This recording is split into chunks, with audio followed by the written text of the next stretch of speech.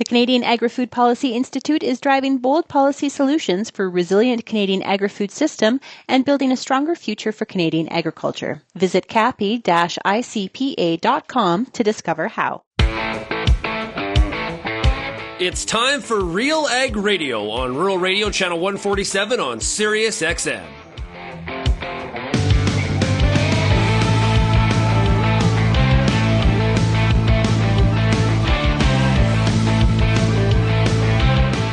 RealAg Radio and RealAgriculture.com is your home for insight and analysis of the issues that are impacting your farm business. Let's get real and get connected with RealAg Radio.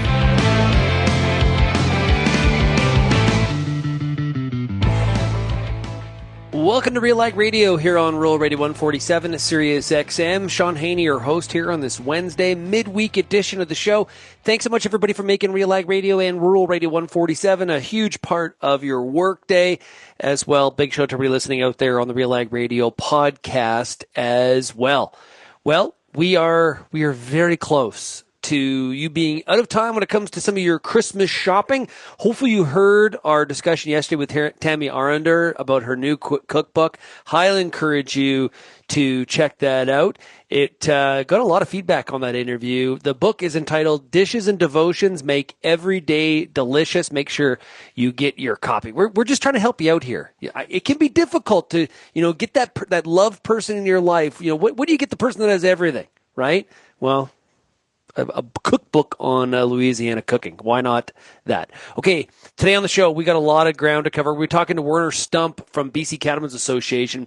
We're going to chat about this recent court decision. A lot of people are phrasing it as the Cowichan decision. It has to do with land rights and land title. It has to do with the Cowichan band and some landholders. We'll get the details on what's going on there and what are some of the things, the next events, or what happens ahead here. We're also going to hear today from Krishen Rangasamy. He is a principal economist with Farm Credit Canada. We're going to get their macroeconomic look for 2026. It's not pretty. And then we're also going to hear from Lisa Bishop-Spencer with the Canadian Centre for Food Integrity. Let's not wait any longer. Let's get to it. Take a break. And we're going to get to Werner Stump right after this.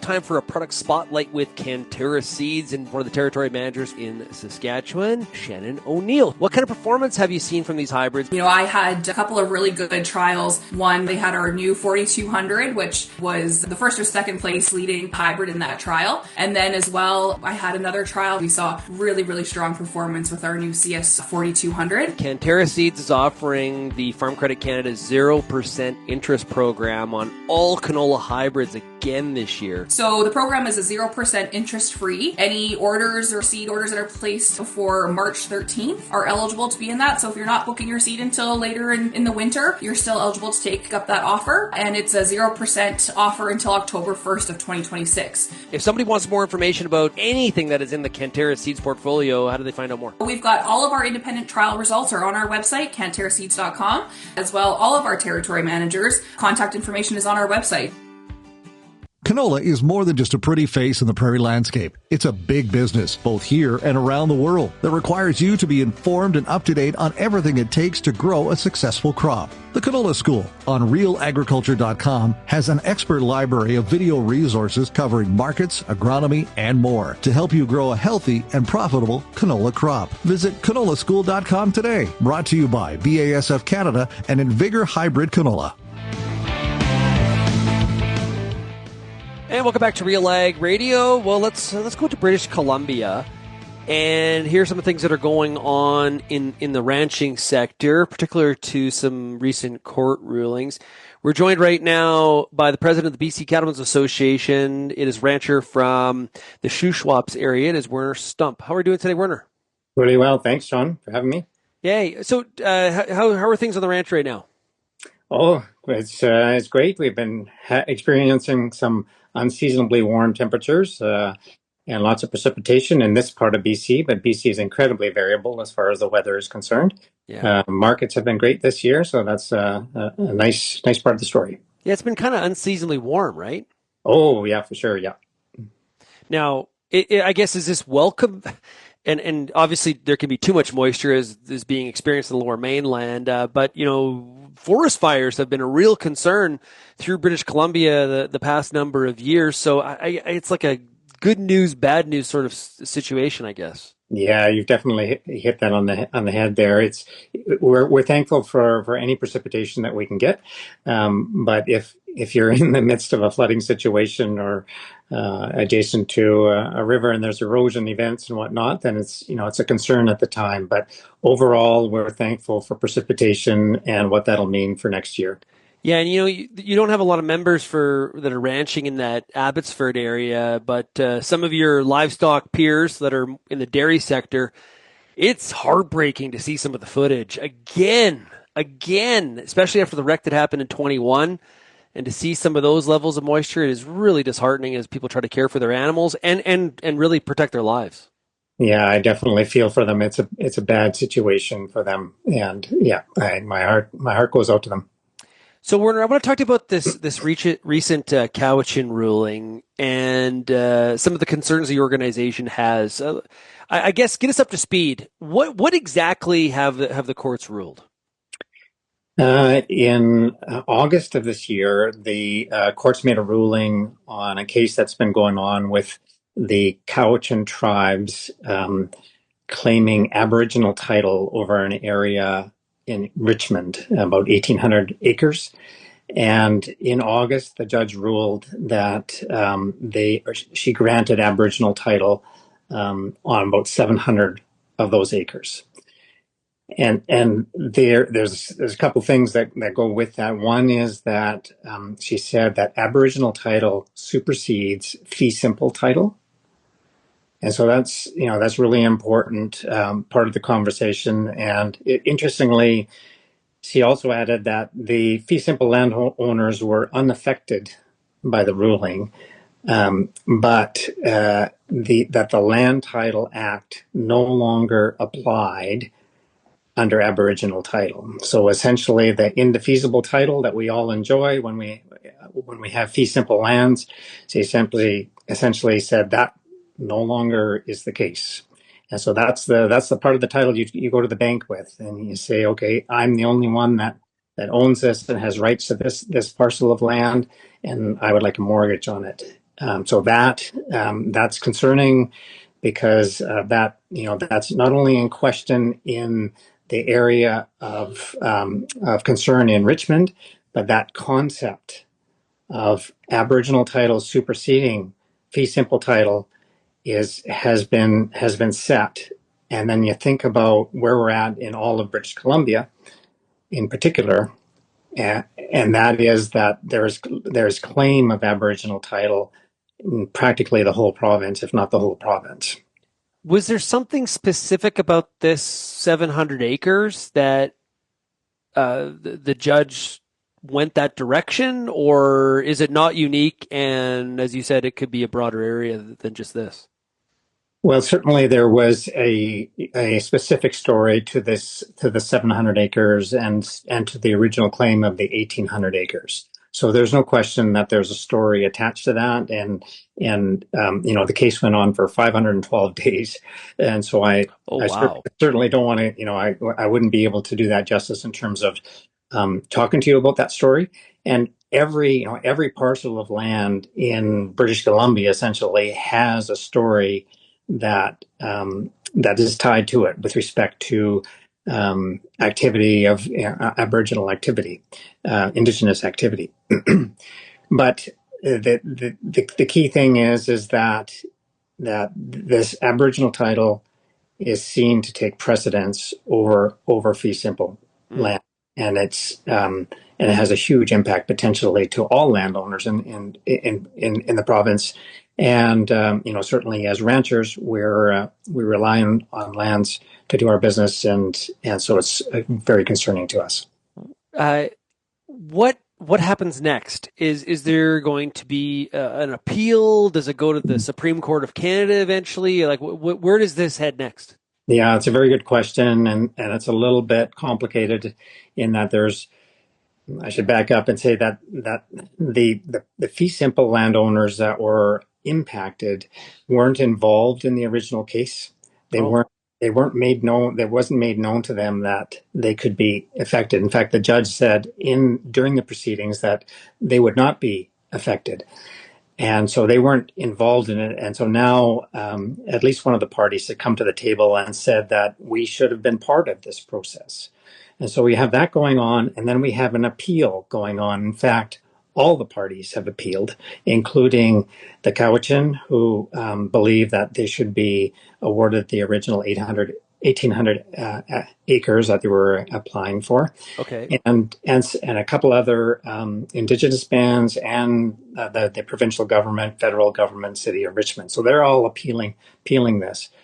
But one thing that's really important for our industry is, we have to have faith that government is there to provide leadership and is going to be a backstop to this process. And that's where we definitely have some concerns in that they essentially laid the template of this Aboriginal title over fee simple title when they did the HIDA agreement in 2024. And so they created this template, and then on the other hand, they were fighting this Cowichan argument saying that you can't do that. You can't have Aboriginal title over fee simple. And so the judge is sort of scratching her head saying, well, which is it? Mm. And then since the ruling, the government has not stepped out and said strongly, okay, this can't go on. Fee simple land's essentially the basis of our economy in the Western world, and has haven't endeavored to put a full stop to it. They have there's a provision to provide constitutional protection for private land, and the government has turned down that bill, and so we're really left wondering where we're sitting and when the government is going to step up and make some hard leadership decisions and say, okay, this is what we need to do to create a balance for all of society and to move reconciliation forward, but to do it in a way that is achievable and makes sense for all of society. Yeah, it's definitely taken the discussion about the follow through and reconciliation to a new kind of level that we haven't seen other jurisdictions in Canada for sure. Have you heard anything from lenders, from banks who are taking on that land title as a part of the security agreement they would have with landowners? Have you seen anything from some of the lenders? Yeah, and it's really what we anticipated, in that there has been struggles with the people that have been either trying to refinance in that particular area, or that there was one party that was involved in a large development project, and the bank has decided not to proceed given some of the uncertainty in this area. So it is real. It's not something that we're fabricating in terms of the concern. The court has said that this is something that will likely have implications for all of British Columbia. So they've spelled that out. They said that this is serious stuff. The banks have said that they have expressed their concerns and have shown that they are not willing to lend under these circumstances with these unknowns. The interesting outcome here, based on how you describe it, is that your members, ranchers, very kind of concerned where this goes next, but the actual bands that are involved also not exactly satisfied with some of the outcome here too. So it's kind of got it's an interesting outcome based on a decision that many are calling very unique or very controversial in nature. Yes, yeah. So yes, you're right that all the bands are appealing the outcome.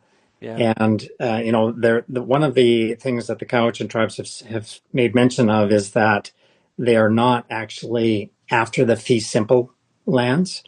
But I would beg to differ from that, because they didn't request, or they didn't argue infringement of Aboriginal title. They didn't ask for compensation from the government. They are arguing for Aboriginal title over these fee simple parcels, and so yeah, that's where they stand. They entirely have the right to do that, but let's just call a spade here, and that's what's going on.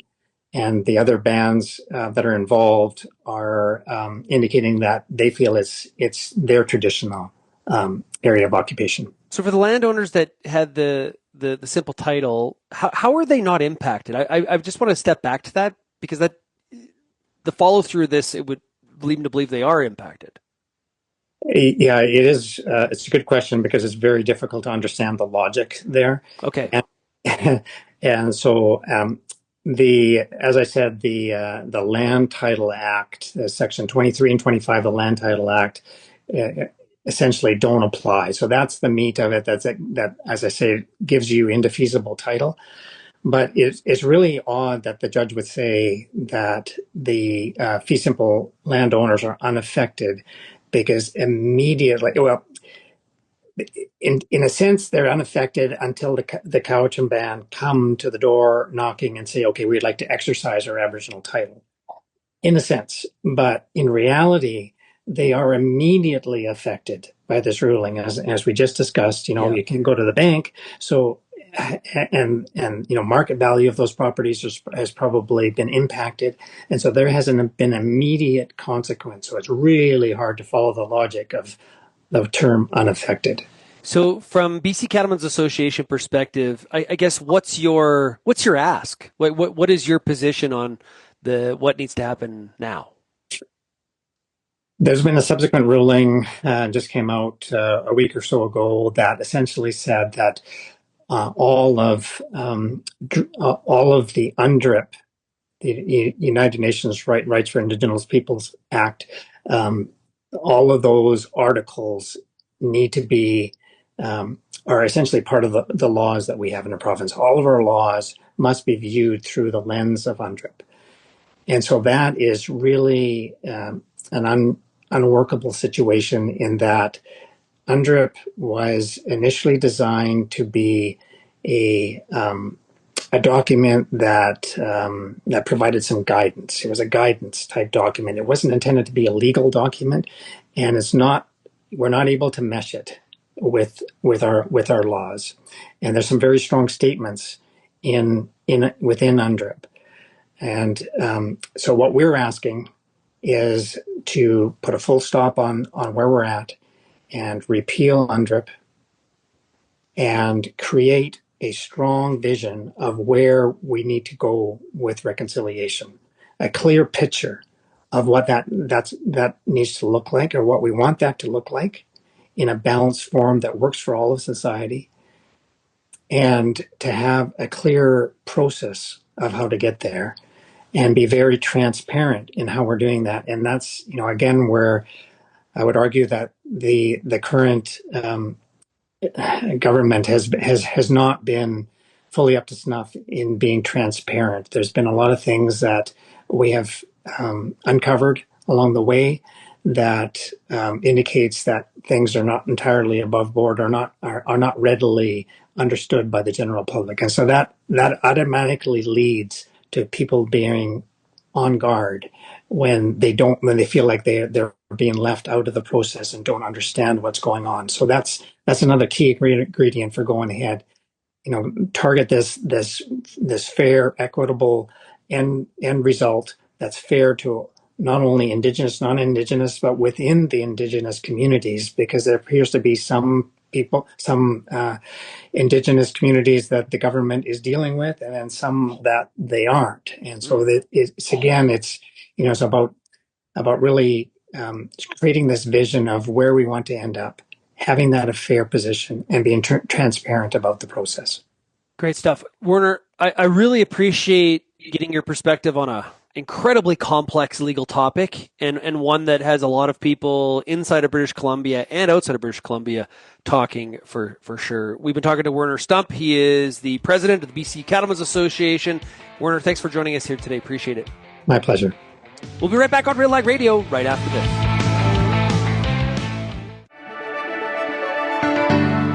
Built on over 100 years of seed innovation and unwavering commitment to farmers, Pioneer 100 Series canola hybrids deliver a step change in yield performance and agronomic traits. This isn't just better canola, it's different canola. Pioneer 100 Series. Contact your local Pioneer sales representative or visit pioneer.com/100 series to learn more today. If you're involved in the agriculture industry, it's important to stay informed on all the latest issues affecting your business. At RealAgriculture.com, we offer fast, reliable news, information, and insights to help you keep on top of all of the latest in Canadian agriculture. Visit RealAgriculture.com and sign up for our free daily newsletter covering everything from news, agronomy, animal agriculture, and much more. Visit RealAgriculture.com/subscribe today. Before you get back in the field this year, spend some time with the Corn School on RealAgriculture.com. Get all the information you need on hybrid selection, planting depth, crop inputs, and more from a wide range of industry experts. A massive library of video content is available on demand when you need it most. Spend your time outside of the field, inside the classroom, with the Corn School on RealAgriculture.com.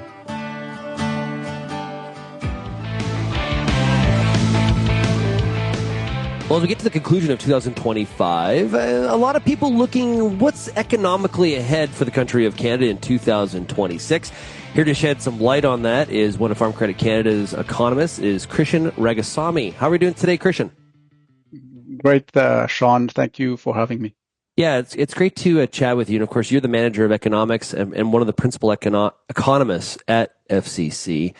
I guess as you look at things broadly, there's a lot of headwinds for the Canadian economy, and I'm sure we'll get into some of that. But at the 100,000 foot level, what are you seeing for Canada economically on the macro side in 2026? Yeah, happy to share with you, FCC's view of the economy in 2026. But before I do that, let's just recap to what happened yesterday, right? With the Bank of Canada, basically, telling folks about, they did repeat that the policy rate at 2.25% is about the right level. This is what they said.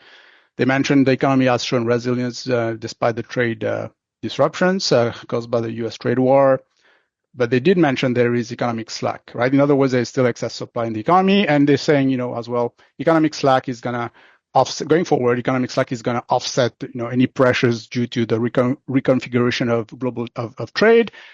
Bottom line is that they're not worried about inflation. They're saying inflation is going to stay around 2% in their view, right? Because of those offsetting forces.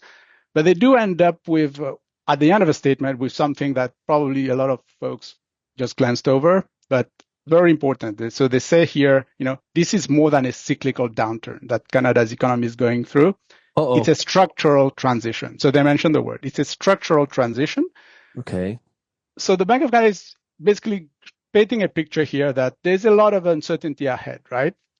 And we're moving. It's not a cyclical downturn; it's a structural transition. And yet, Shaun, what does and yet, despite all those warnings, markets are basically pricing in zero rate cuts next year, zero, right? So this is what I'm trying to tell you. This is what we're trying to highlight in the report is that maybe there's a little bit of complacency there. I'm not saying, things are going to be horrible next year. I'm not saying that. I'm just saying maybe there's a little bit of complacency, especially after your central banker basically just highlighted to you that, it's more than a cyclical downturn here. Who's being complacent? The Bank of Canada? No. The markets, right? So markets, if you look at the futures market, basically what investors think will happen to interest rates, basically they're saying no rate cuts at all, zero, throughout 2026. I guess there's obviously variables to balance there from the Bank of Canada. You mentioned inflation, but are they more concerned about unemployment in this environment then? So the Bank of Canada, unlike the U.S. Central Bank, they have a single mandate, right? So they only look at, they focus on inflation. That's their main target. So 2% inflation is already the target. But doesn't mean they don't care about the labor market. They do. But their main focus is on inflation, right? So, and what they told us yesterday is that they're not concerned about inflation. They seem to be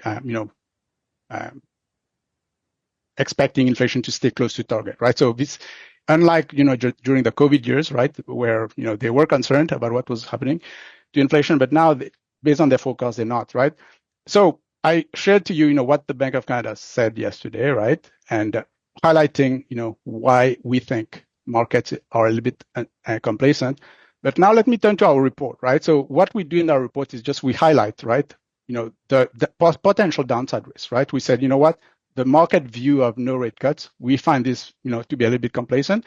And here are the reasons why, right? So the first thing we talk about is trade, right? So we already saw exports falling significantly since the US imposed tariffs in April.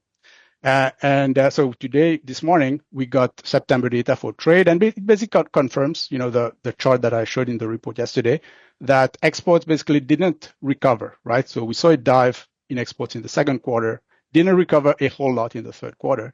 So overall, exports are still down, right? Of goods are still down 11%, right? Sorry, 8% overall, right? 11% for non-energy goods compared to the first quarter, right? And I know the narrative that most of our goods are not tariffed, right? It's true, most of them are not, but those that are being hit significantly, right? Steel, aluminum, lumber, autos, right? Lumber, right? All of those down, right? Significantly compared to Q1.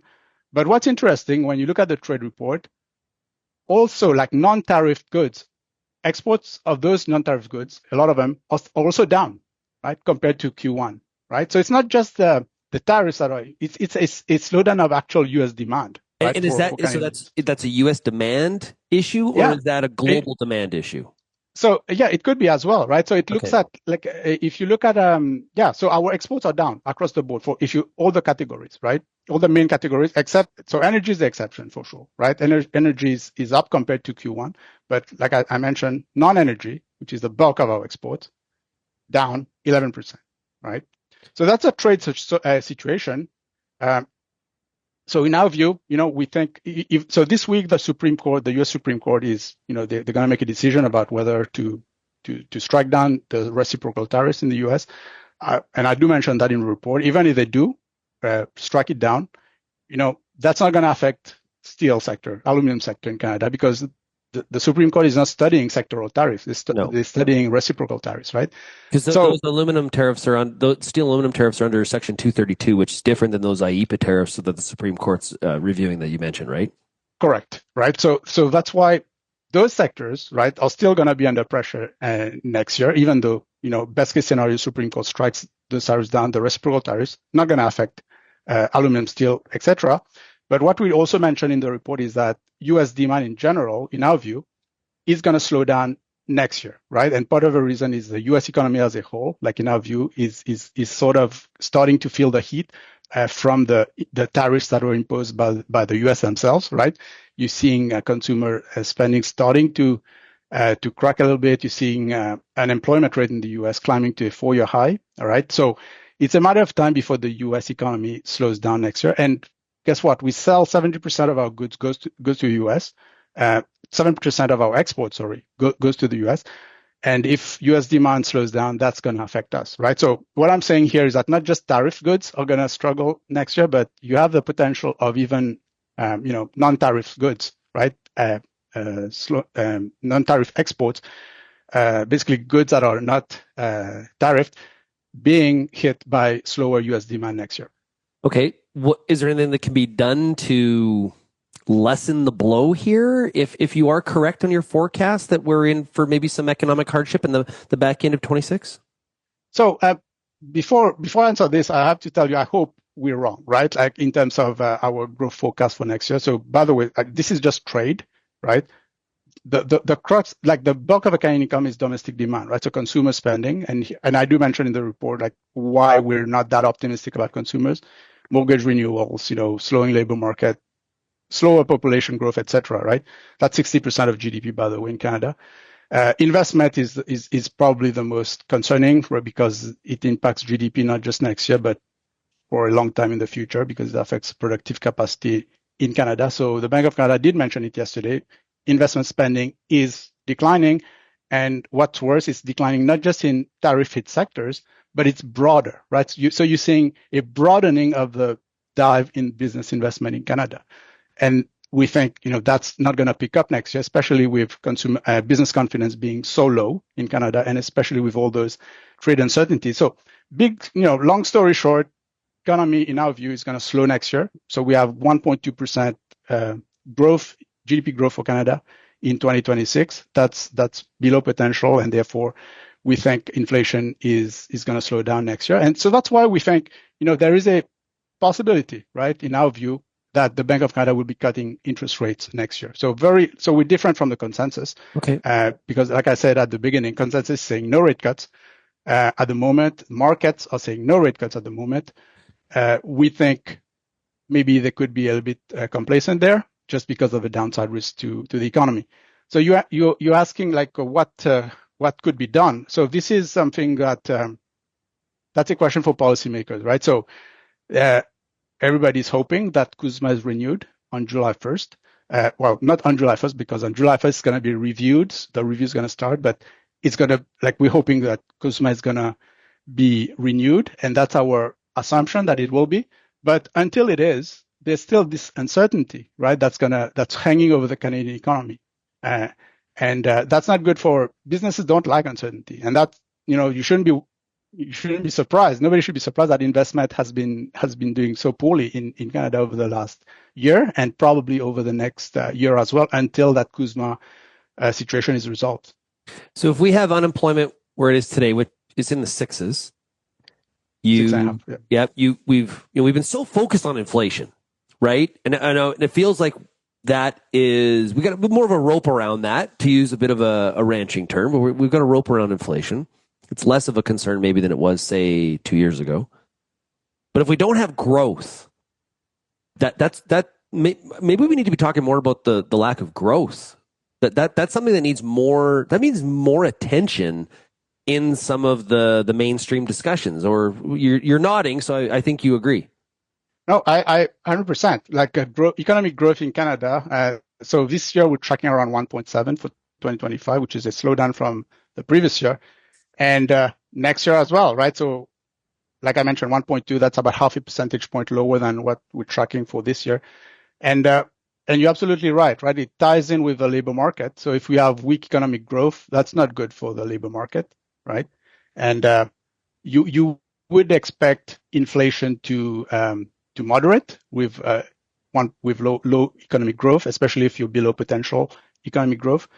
And so that's definitely not good. I did mention business investment, which is part of a reason why next year, next year's growth, in our view, is not going to be great.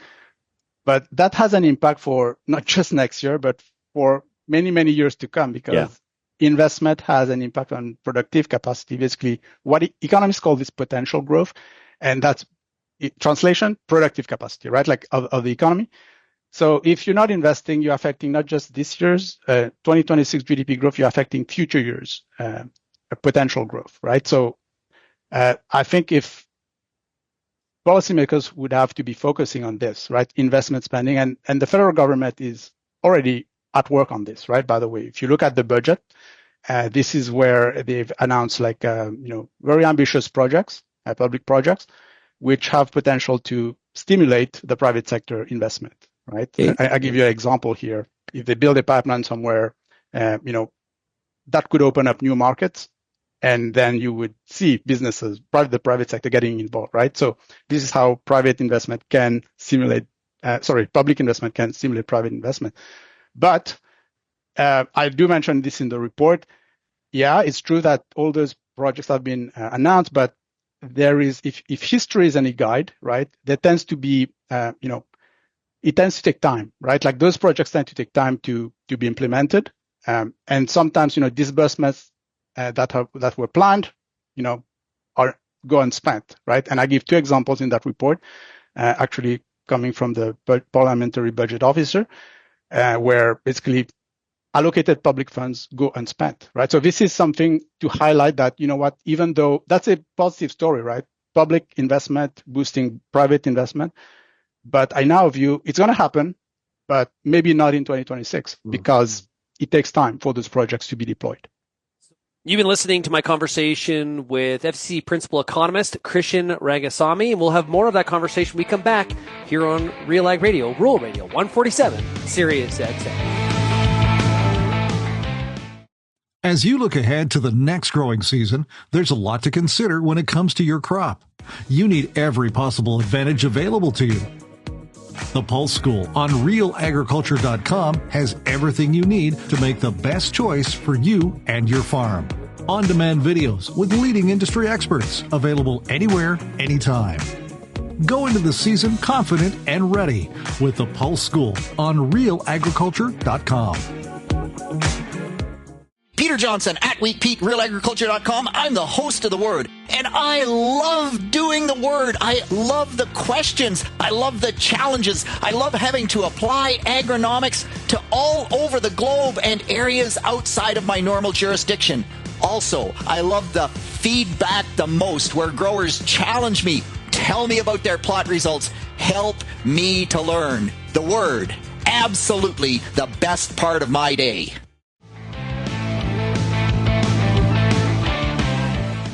With deep roots in agriculture, M&P's farm management consulting team helps farm businesses make confident decisions for long-term success.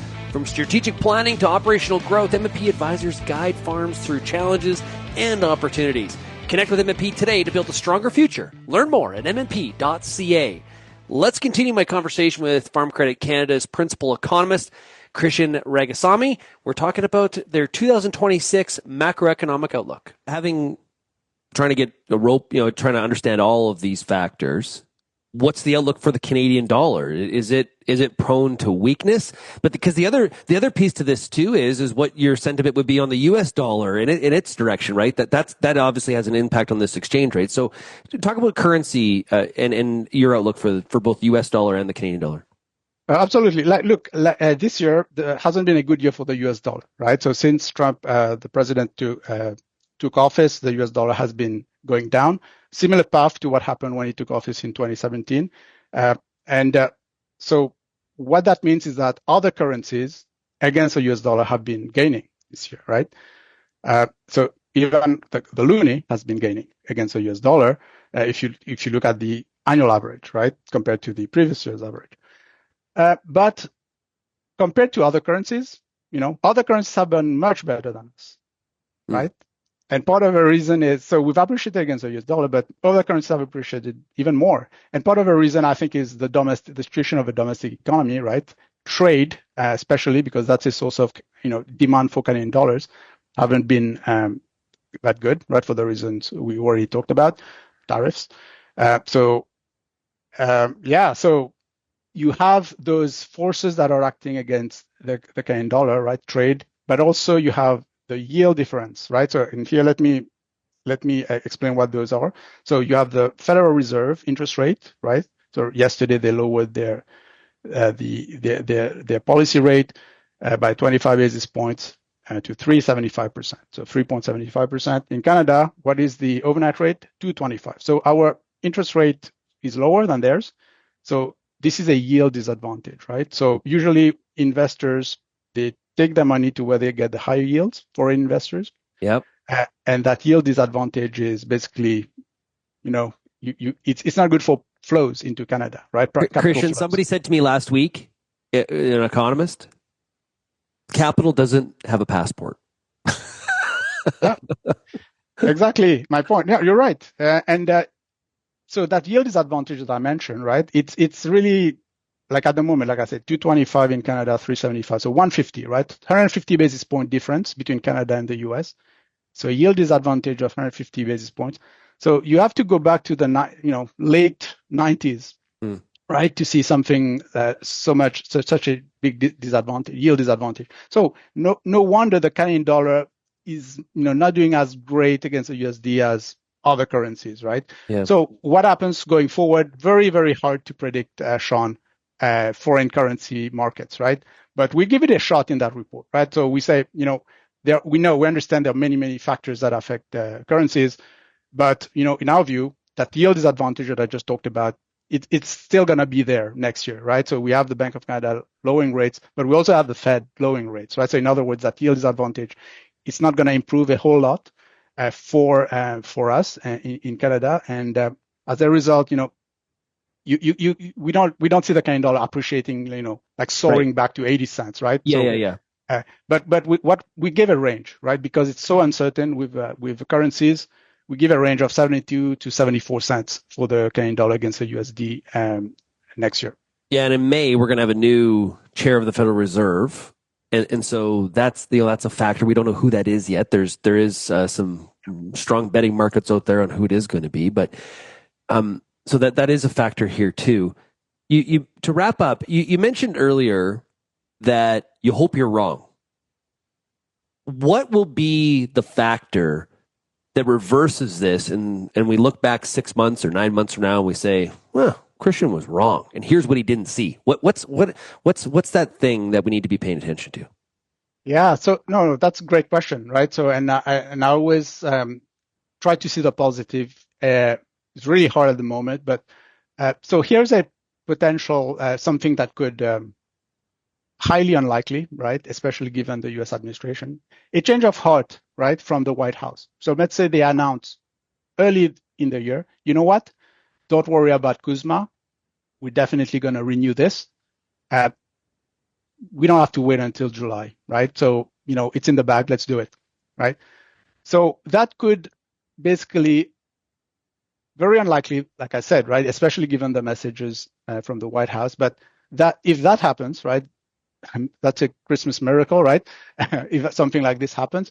But that would help reduce the uncertainty, right, for businesses. And businesses, like I said, they don't like uncertainty. But a statement like this from the White House could really bring back business investment sooner than what we expect, right? So that could be something that boosts the Canadian economy. I would love to see that. I doubt it, though, for the reason I mentioned. And yeah, so the biggest cloud hanging over the Canadian economy next year, same cloud that has been hanging over the Canadian economy this year, trade uncertainties. Yeah. So if that goes away, that suddenly you can see the sunlight, right? Makes sense. Well, we've been talking here today to Krishen Rangasamy. He is a principal economist with Farm Credit Canada. Krishen, thanks so much for joining us. We got to talk economics more often. I really appreciate your outlook here, your report, and look forward to our next chat. Anytime, Shaun. Thank you for the opportunity to speak to you. We dove deep into the macroeconomic outlook there with Farm Credit Canada's principal economist, Krishen Rangasamy. But next, we're going to talk about food and the connection to the consumer. We're going to talk to Lisa Bishop-Spencer from the Canadian Centre for Food Integrity. You're listening to RealAg Radio, Rural Radio 147, Sirius XM. I get to spend every day talking to farmers in the ag industry through RealAgriculture.com and RealAg Radio. But nothing is more fun than speaking to an audience live and in person. If you're planning an ag event, book a Real Agriculture speaker to make it a successful and memorable experience. Email shaney@realagriculture.com and you can book myself or any other Real Ag personality to speak at your event. Bring your audience all the fun, insight, and energy of Real Agriculture. Hi, I'm Werner Tobin, host of the Soybean School on RealAgriculture.com. Throughout the year, on the Soybean School, we'll bring you timely agronomic video content from planting to harvest, from the latest agronomic research to the latest in production technology. Check out our massive video library on YouTube, RealAgriculture.com, or download the audio podcast versions wherever you get your podcasts. The Soybean School is brought to you by Mazik Seeds and Lalamon Plant Care. Canadian Centre for Food Integrity has been working on a program called Canada's Food System to really build trust and make connections between agriculture and agri-food with the consumer. To give us an update on their progress and the next stages of that campaign is Lisa Bishop-Spencer. She is the Canadian Centre for Food Integrity's Executive Director. Now, a campaign that you've been working on for a little bit here, and I think trying to really create some hype and excitement around it is Canada's Food System, Our Food, Our Future. I guess, what is the campaign?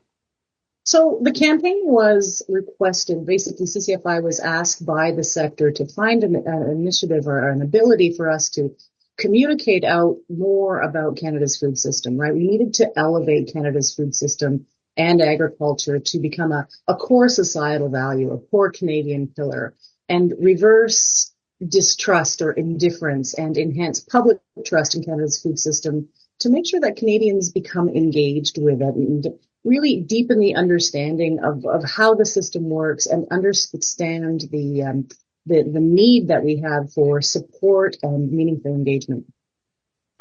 And I guess, when did the campaign start, for those not familiar with it? So we did a small 100-day campaign in May. We didn't want to we wanted to test messaging and determine sort of whether this kind of a campaign would resonate with people. So we did a small 100-day campaign in May. We launched the full campaign in October. So October 6th was our launch date of sort of a much more broad national awareness building phase. And what does this look like going forward? Going forward, we're hoping to get to the next phase, which is phase 2, and that's the call to action phase. Now that we have had over 100 million reach for Canadians, what we want to do is now start getting them engaged in the conversation. So what we know is that of the 38.5 million conversations that are happening online in Canada at any given time, only 3% are about the food system, whether it's agriculture or the food system. And that belies my phone. My phone will tell you that everybody's talking about food and agriculture, but that's how the algorithm works. But if you take that 60,000 foot view, you realize that those conversations aren't happening. And trust grows in conversation. Of that small piece of the pie that are talking about the food system, 81% trust us and 81% engage with us. So, sorry, that was wrong. 81% don't know about us. So 3%. 81% of that 3% who are talking about the food system trust us. I did have that right. Sorry, Shaun. So I guess, what's the end goal here? Is it to create more awareness of the fact that there's agriculture and food production in Canada? Is it to create more trust in the food system itself and in food safety? Is it to get more Canadians to buy Canadian products? What's at the end of the day, what's the so what here?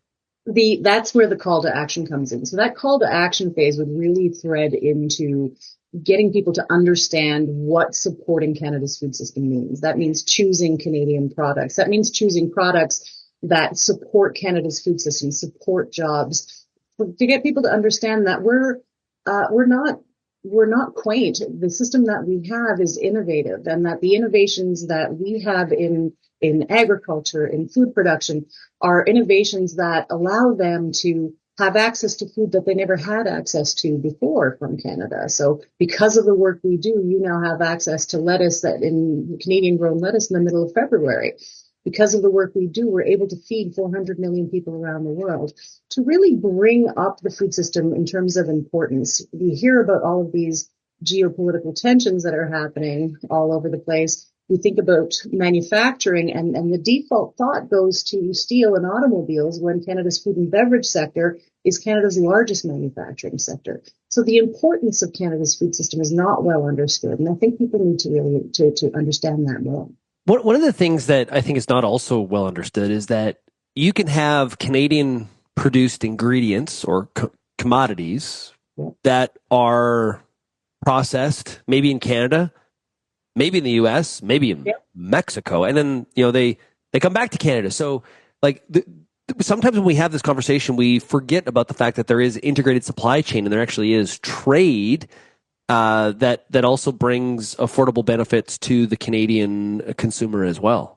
And that's where we want to go with this campaign. We want to help people understand that the food system isn't a straight line. It's not as easy as just looking for a product of Canada or a made in Canada label.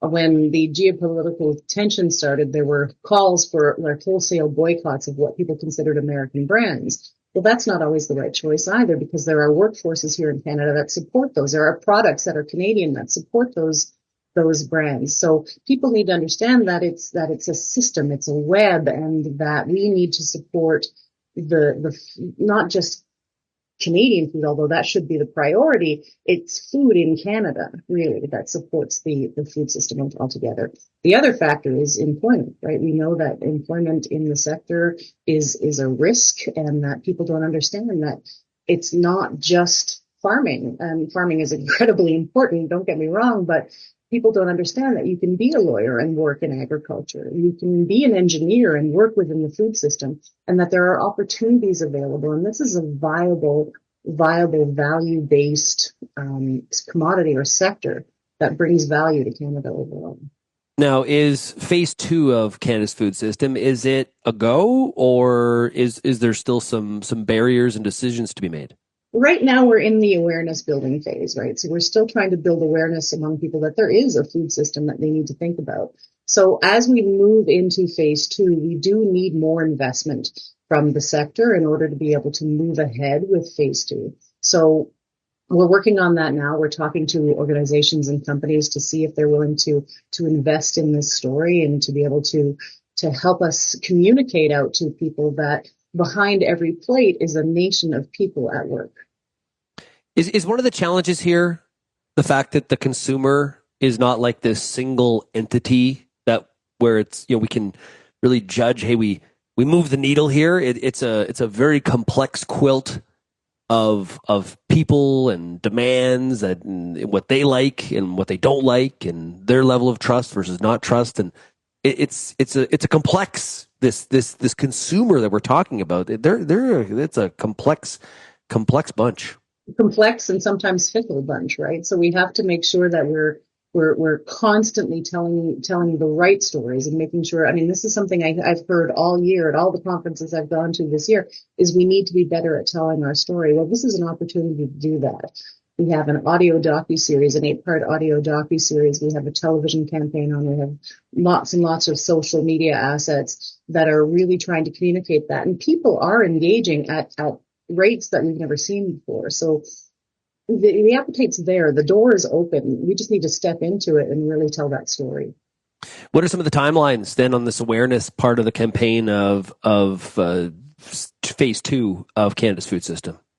I mean, the ideal would be for us to be able to move into phase 2 in early to mid 2026, so that we really have a solid foundation in terms of messaging. Everything that we're doing is backed with research. Before we even began, we asked Canadians, hey, is this something you even want? And 86% said, yeah, you know what, this kind of a campaign would help me have more trust in the food system. And so that was a really solid base for us to go on. The other thing we learned from consumers is the word innovation when it comes to food is very scary for them. They love innovation when it comes to healthcare. They love innovation when it comes to sort of technology, but when it comes to food, they're very touchy about it. And so we asked them, what can we do about that? Because there's a lot of innovation in our system that people we believe need to know about, because it's gone to our sustainability efforts. It's gone to our ability to be affordable. It's gone to all of our innovation just makes our system better. And they said, well, communicate it to us in terms of outcomes. So if you tell us that because of the work we do, like I said earlier, I have access to more food that I would never have had access to, or we leverage that pro-Canadian sentiment that we're seeing right now, then that can really sort of secure that trust. So those are the kinds of things that we've done ahead of launching the program. That was a Canadian Centre for Food Integrity's Lisa Bishop Spencer. Okay, if you have any feedback on today's show, we've talked about land rights, reconciliation. We've also talked about the macroeconomic look for 2026 and building trust with Canadian consumers. If you have any perspective on any of this, you can send me an email, shaney@realagriculture.com. You can also call the RealAg feedback line, 855-776-6147. Thanks, everybody, for getting real and getting connected with RealAg Radio, and we'll chat again, of course, tomorrow. Cheers, everybody.